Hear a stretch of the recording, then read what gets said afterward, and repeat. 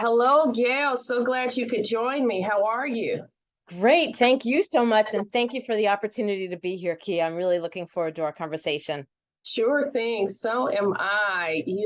Gail, it's not often that I meet fundraisers who have a real sweet spot in the corporate fundraising space. So it's really my treat to be able to talk to you and learn with the good people listening about you and your company, Bower and Company Consulting LLC. Thanks so much for joining us. Oh, thank you. This is going to be a fun discussion. Yeah, so let's dive in. Tell us, me and the good people listening, as I affectionately refer to them, a little known and fun fact about yourself. Okay. Well, many people know that before I got into the work I'm doing now as a consultant, that I produced very large scale, multi-stage music festivals. What many people don't know is that as a kid, I actually had a little bit of a musical background. I always listened to music. We always had music on in our family, but I played the piano from 6th grade to 12th grade, mostly because my mother insisted. And eventually, when you do something for very long, you can't do it out of rebelliousness. You have to start to own it a little bit. And so I started to realize that I wasn't sure if I could ever have a career as a performer, and that didn't really interest me so much.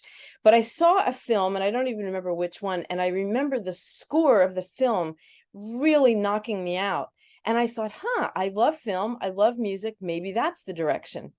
So I went to this arts camp where you pick a major and a minor area of interest.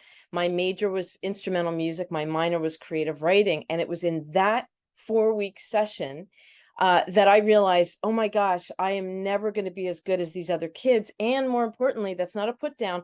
I wasn't interested in getting that good, but I loved the writing. Cut to the future. Then I worked producing these large-scale music festivals, many in Philadelphia, the New Orleans Jazz and Heritage Festival, Essence Music Festival, now called the Essence Festival, Newport Jazz, Newport Folk, many others. We produced the largest free public events of both of President Clinton's inaugurations. So here I was in the music world, using my writing skills, selling corporate sponsorship, and doing a lot of marketing work, a lot of writing. And so what I learned in hindsight that maybe will inspire some of the good people listening is that sometimes you don't really know where your career is going, but when you turn around and look back, you do bring a lot of interconnected skills and talent to your work. So it's always really important to find work that you love and that you're really passionate about. Second, I learned that rainmakers are super valuable to an organization. So all the fundraisers listening to your show should feel really good about themselves and the important work that they're doing, and that passion that you have for the mission of your organization is going to carry you so much farther. So I did have a career in music. It just wasn't the one that I visualized as a teenager. That is really incredible stuff. So I got to digest a little bit of what you said and react here. So what I'm hearing is you have quite the creative side, which is interesting to me. I'm a Pisces, and I don't know how many good people listening are Pisces, or if you know much about Pisces, but we tend to be have that creative side, right? And whether it's in arts, music, etc. Mine being in writing, right? Having a background in journalism. And I'm really, really intrigued by the fact that you found a way to interweave, like you say, some of your passions and interests into spaces that led you to fundraising, because that's really, really interesting. Yeah. Yeah, I think you have to really find what you're really interested in, what you want to be doing. I mean, look, we work day in and day out. And if we're not having fun doing it, if we're not bringing our talents to it, our gifts to it, then it's a long slog to the finish line, right? I'm telling you. And then on top of that, you named a couple of festivals, because the good people listening, the ones that follow me on social media, know a sister loves a good music festival. I've done Essence, Newport, Richmond. It's like, during the eye of the pandemic, while I was missing everything else, like, because I was bald when we went into the pandemic. So I was missing my barber and my nail tech and my family, but I was also missing those jazz festivals. I wanted to see where Frankie Beverly and Mays, was going to be. And summer just didn't seem quite right without going to a music festival. So that's good stuff. Thank you for sharing. Yeah, thank you. So tell the good people listening a little bit about Bower and Company Consulting, LLC. Sure. So my company I'm a revenue strategist. That's why organizations hire me. And many organizations, nonprofit organizations and associations have a really big problem when it comes to generating revenue. For nonprofits and associations, they're often too dependent on single forms of revenue. For nonprofits, it's usually philanthropy, it's usually, grants or major donors. And for associations, it's often members' dues. And some of these forms of revenue can feel like they're based somewhat on whim. So, a foundation can suddenly change their strategy and an organization's revenue can just vanish. And so what I do is teach clients how to generate more reliable forms of earned revenue. So I don't really think of myself as a fundraiser per se. I mean, granted, earned revenue are, that revenue is their funds, but I work on a different, end of the scale of nonprofit revenue. And so I would never tell an organization to abandon their philanthropic revenue or an association to abandon their members' dues, but to expand the revenue so that there's a little cushion. And by becoming powerhouses at generating earned revenue, organizations can become more self-sufficient. Clients have doubled, tripled, and quadrupled their revenue within a year, and that's just the first year. Gail, my experience has been working with nonprofit organizations and even in the association world, that you're absolutely right. That diversity in the mix, that diversity of the revenue streams makes a world of a difference.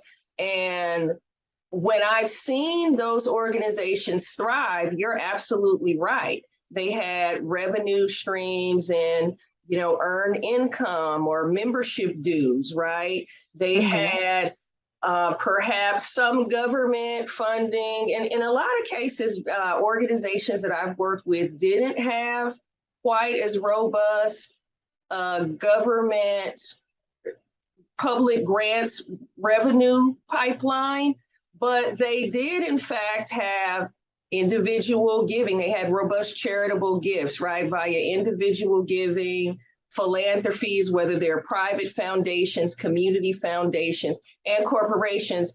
When they weren't so reliant on one strategy or one stream, I found that this mix, this blend, all worked really, really well together. Right. Because it allows the organization to have more unrestricted revenue coming in, which gives them a different level of comfort. They can stretch their wings a little bit. They can pay those bills that aren't going to be sexy to a foundation. And they can also invest in their organization's growth and expand staff and, play around with innovation and, explore ways that they can create new programs or new lines of revenue. So it can really make a big difference. Sometimes organizations are operating right to the bone in terms of their contributed or philanthropic revenue, and it can cause so much stress for leaders. Tell me about it. I have been there, and you're absolutely right. It can be as simple as a foundation just having a shift in a priority, or even a corporation for that matter. I mean, let's look at the last couple of years in the pandemic and in the alleged, I refer to it as an alleged racial reckoning because it depends on who you ask whether, they believe there was a racial reckoning or not. There's a lot of us who don't necessarily, so I refer to it as such. We saw companies and institutional philanthropies alike codifying racial equity or racial justice priorities that had never done that before, right? Right. Biggest example I can think of is the Ford Foundation. Mm. When we heard from the president, Darren came out and said, listen, we moving forward, being the Ford Foundation, are going to prioritize racial justice and funding organizations run by people of color. Mm-hmm. We'd not been so deliberate about emphatically stating that prior to now, but this is the horse we're riding in on and riding out on into the sunset, right?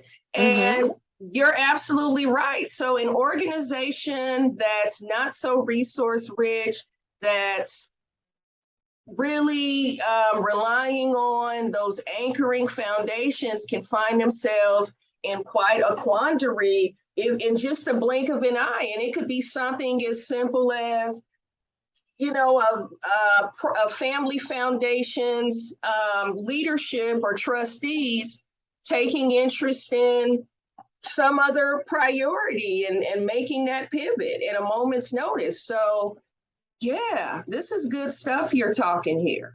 Yeah, another example, I think these examples are right on target. Another example that, depending on when your show airs, and so for listeners, make sure you check the date on this.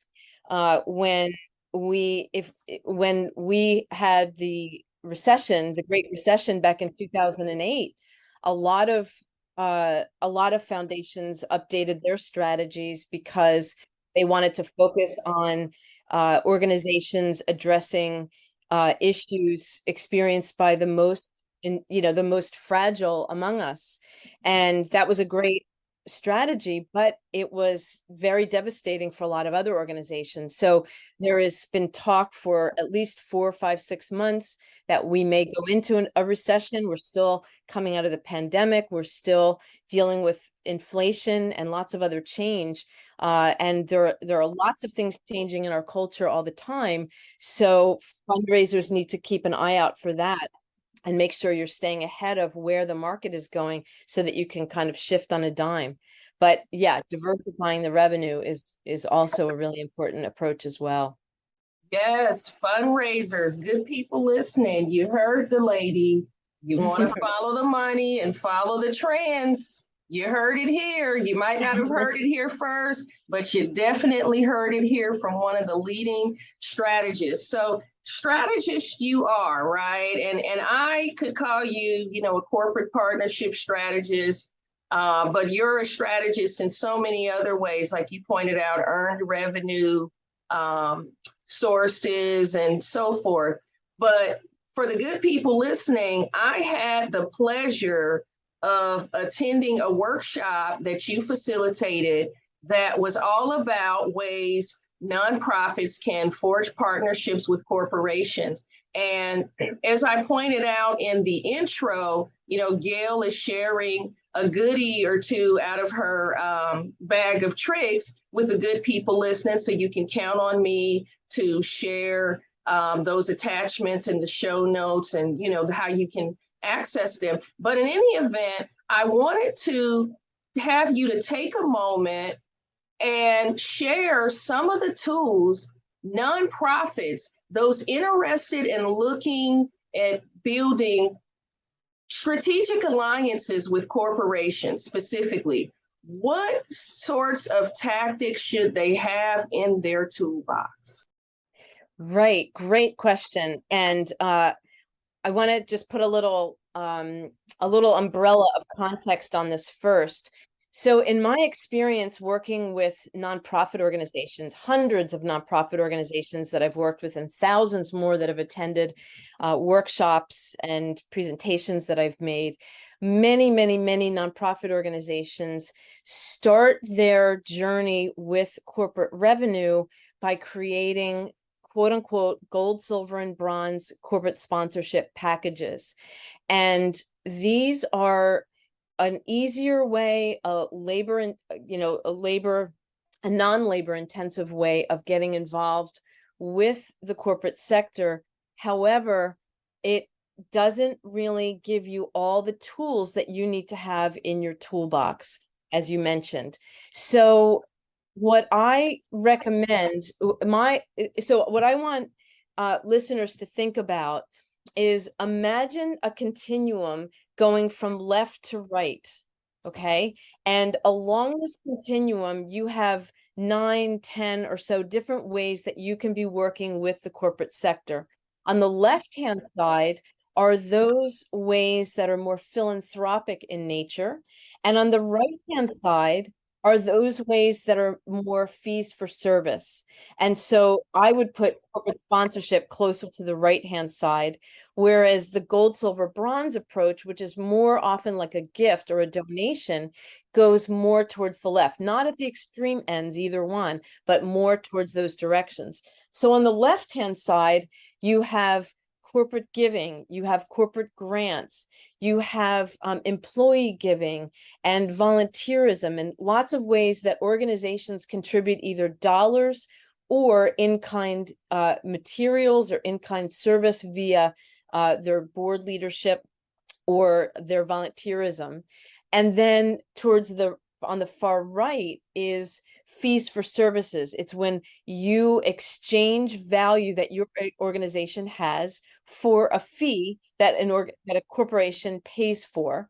And then in the middle, you have some different opportunities that sometimes border on either side. So you have cause marketing right in the middle, where the purchase of a corporation's product or service triggers a donation for your nonprofit organization. So a really great example that everybody probably will know is when the Susan G. Komen Foundation partnered with many corporations around the pink ribbons to generate dollars for breast cancer research, which has done so much for women all around the world.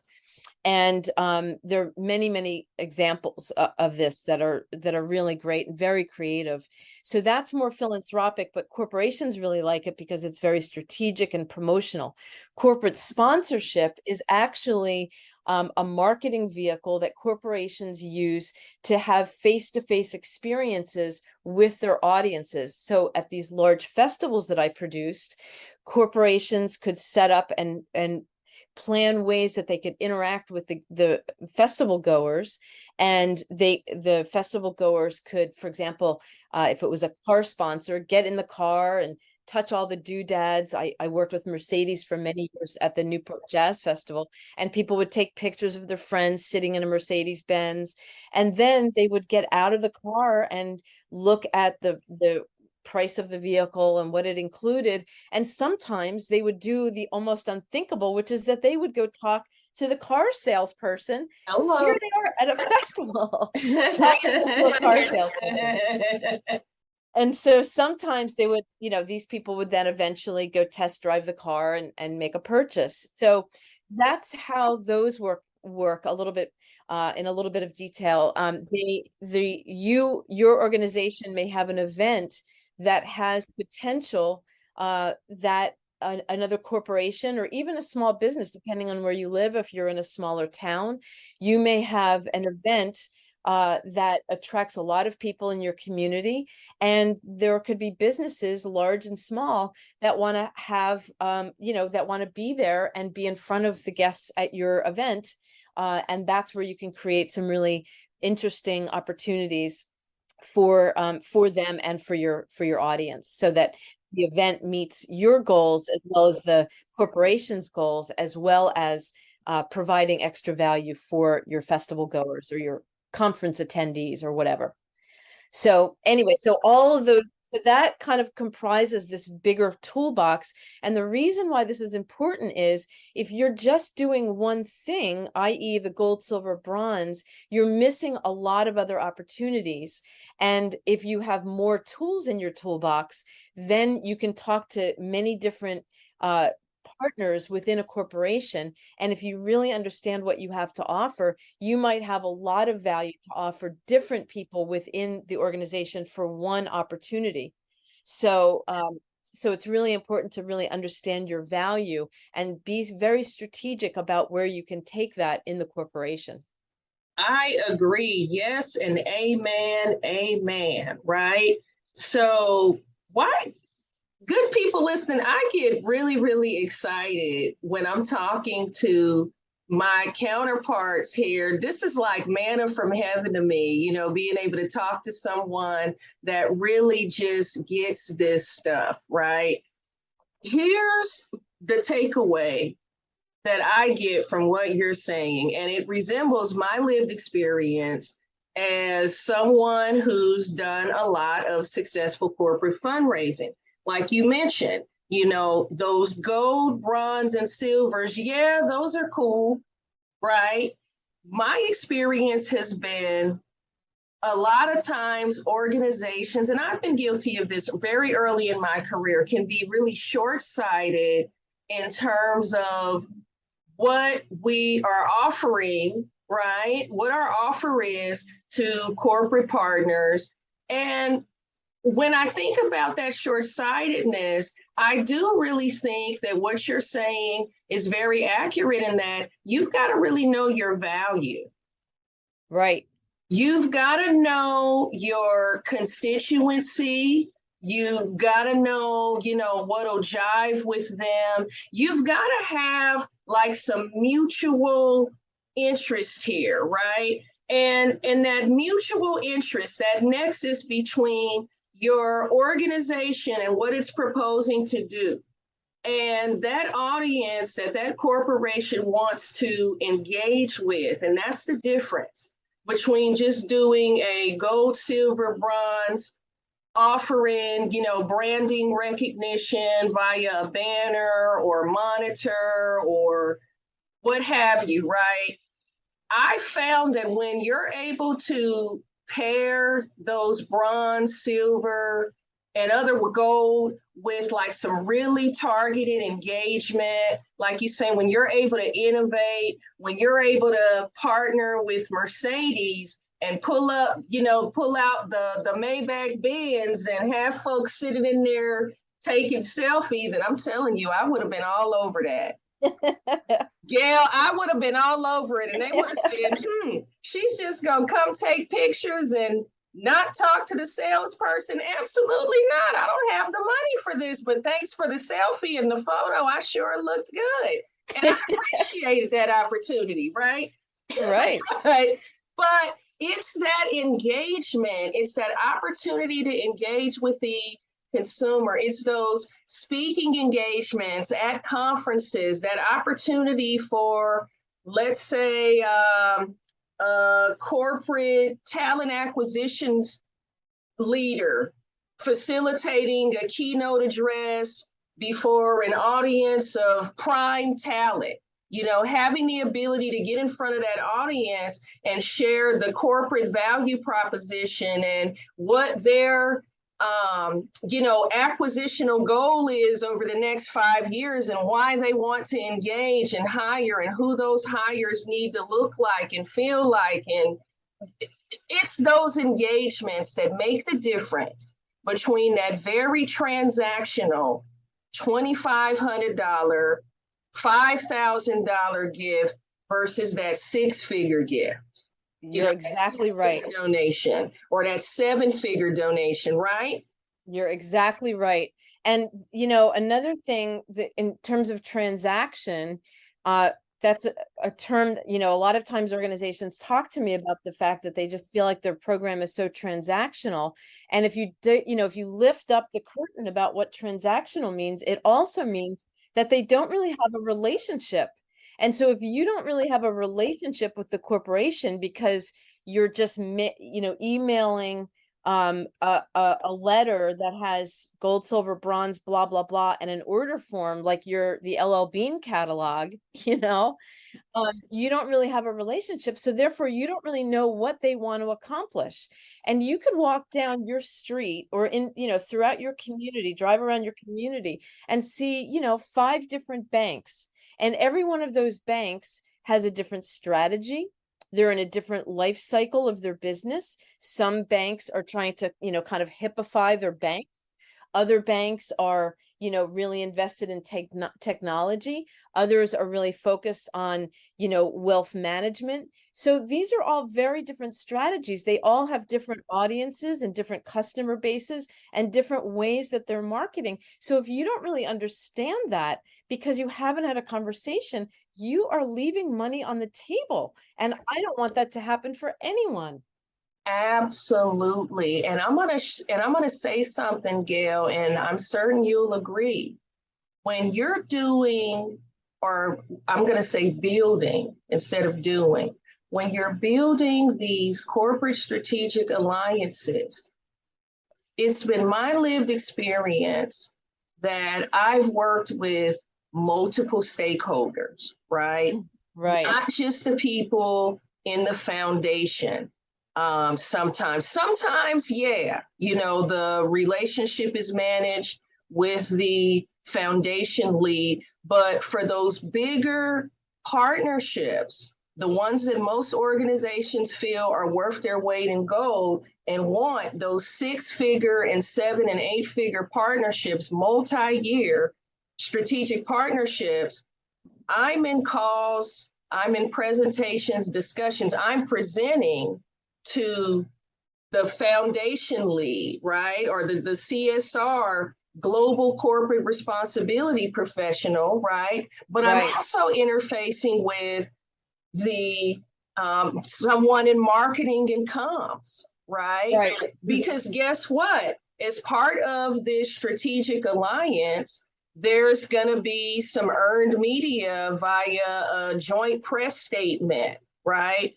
Or a corporate video about company X's volunteer engagement or the corporate employee engagement we pulled off at the middle school in Southeast DC, right? Mm-hmm. There may even be a DE&I lead, a chief diversity officer as part of that conversation, or a head of social impact. So you're right, not being so deliberate about establishing those relationships is really selling your organization short. You absolutely should be engaging these leaders. You can find them on their corporate websites. You can look them up on LinkedIn. I don't care if you have to email people, DM people via LinkedIn and ask, listen, I do a fair amount of engagement on LinkedIn. And even when I don't know exactly who I need to be talking to, I don't have any shame about reaching out to someone that's inside of the foundation or inside strategic communications and saying, hey, could use a little help getting through to the foundation folks. Can you assist? And it's worked. That's great. So, you know, we're giving you good tricks of the trades here, good people listening. And I hope that filled your cup, what Gail shared, and I concur. You don't want to leave money on the table. Think in terms of what your value add is and what the value proposition is for that company, and don't be afraid to ideate, you know, and innovate with that corporate partner. You'd be surprised by what you can build. Yeah, you're absolutely right. And that's how you also expand the investment that they're making, because you're pulling from all these different departments if your opportunity fulfills multiple opportunities. So what you just talked about with, the philanthropy department, with the marketing department, with DE&I, you're driving goals that originate in several different departments, and therefore several different budgets are working together, and therefore you have an opportunity to assign a bigger fee, or depending on whether it's philanthropic or a fee, you could ask for a higher number. And also, because the corporation has infinitely more marketing power and leverage, you are able to leverage their skills and their talent and the heft that they bring from a marketing perspective. So it's just good all around. But yeah, you have to get really creative, and you have to understand your value and just start to know the terrain a little bit more. So I could talk about this topic forever. So I get really excited about this stuff, like the Nutty Professor. So Gail, I've got a provocative question for you. I know, as you know, and good people listening, I know it's some good woke people listening right now. We're aware that there have been and continue to be corporations that have perpetuated harm on people and communities of color. We know this. For instance, those corporations driving the prison industrial complex, right? Mm-hmm. My question for you is this: for those agencies that find themselves in a rock and a hard place, meaning they want to diversify their funding, they've got corporate industry in their backyard, right? But they're reluctant to partner with corporations with whom they believe are engaged in more performative, theatrical philanthropy. What advice would you offer those organizations that are really on the fence here and challenge? Right. Well, I think that is a super important question that every organization needs to be asking. And let me dig into the why that's so important, first of all. Besides the fact that as the fundraiser, you feel really conflicted.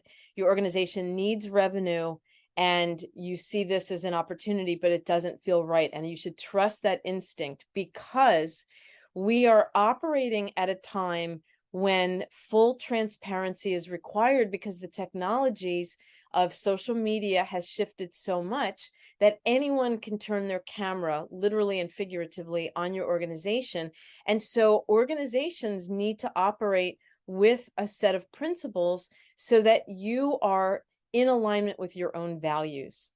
And so the way that I would answer that question is, when I'm working with a client, I take them through a process of identifying a prospect list. So again, I don't work in the philanthropy side of this, which I'll address that in a second. I work more on the corporate sponsorship side of this. And so there's a couple things. One is, I help a client think about the prospective companies that they would want to partner with and who they wouldn't want to partner with. And the companies that you want to partner with are companies that also want to reach your audience. So I'm going to give you another diagram to imagine. So think about a Venn diagram, 3 overlapping circles.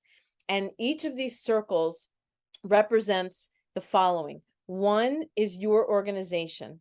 Number 2 is the audiences. If it's a corporate sponsorship, it's your audiences. So it's the festival goers, your conference attendees, your gala attendees, whatever the event is. Maybe it's a training seminar, the people coming to this training event. And the 3rd circle is the corporate sponsor themselves. If you have a good fit where all 3 goals are met, then you're going to have a sponsorship that has a good chance of being successful.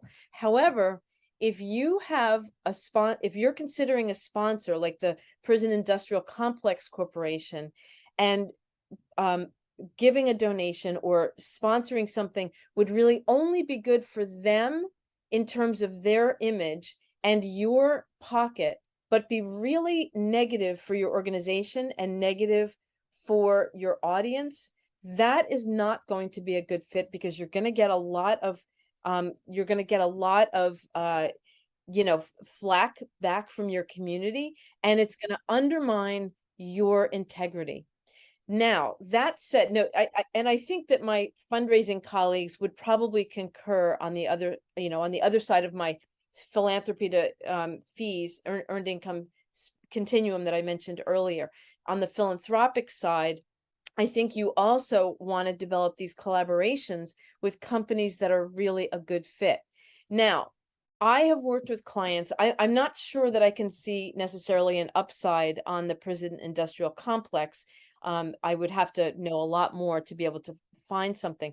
But I did work with an environmental organization years ago that protects certain of our environmental laws.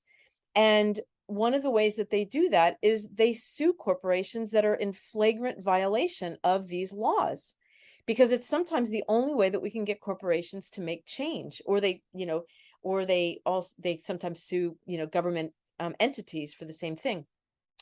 So they were a little dubious about having corporate sponsors for a couple of the events or festivals that they were operating. Particularly, so what we did was go through a process where we thought about the companies and the industry sectors where there would be a good fit, and there were many, many of them. And then we also identified those where there was not a good fit. So in this case, petroleum and fuel was not going to be a good fit.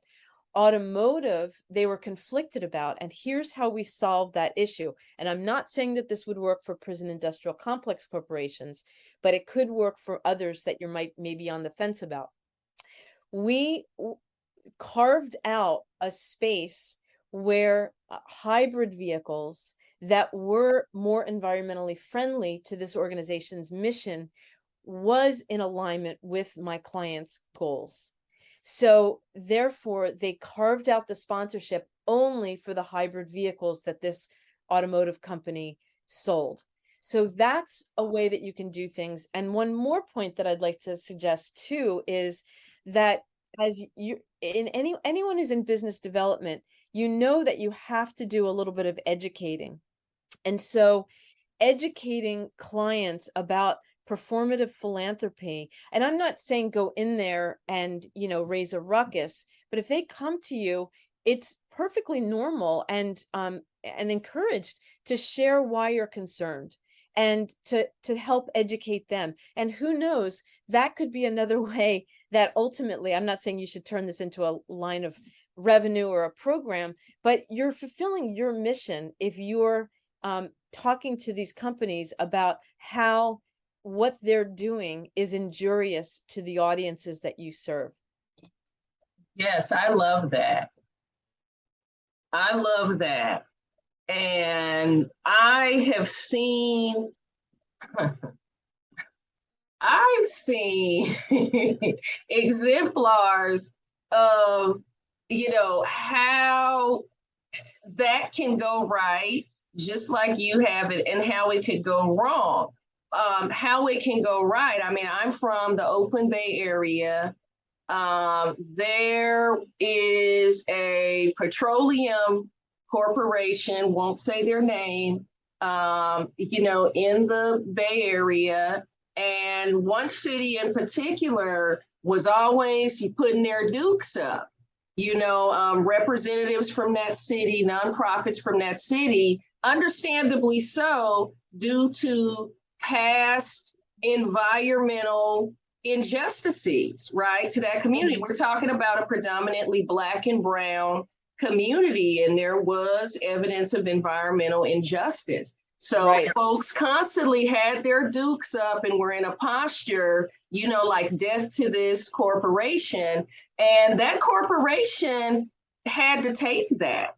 They couldn't be like, how dare you say that? I mean, it was like, no, there had to be some conversations, some facilitated conversations over time. And that corporation had to take those knocks on the chin and listen to community members talk about the harms and eventually there was some repair or restoration, I would say, of relationships that had been really deteriorated between, nonprofits in that community and so forth. There was some degree of amelioration, right?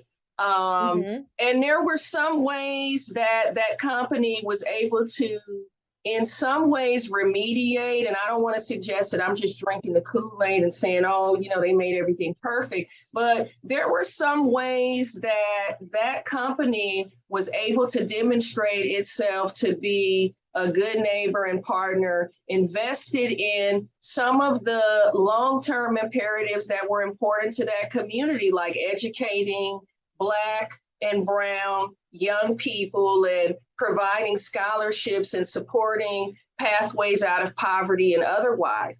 But it would not have, it's not for Kia to say, right? But whether or not those discussions, those facilitated dialogues wouldn't have taken place. But I do believe it's when the community really felt the need to kind of lean in and engage with that company and be honest. This is the problem we have. This is where the harm is. And this is no secret to you. And this is why we have this posturing with you.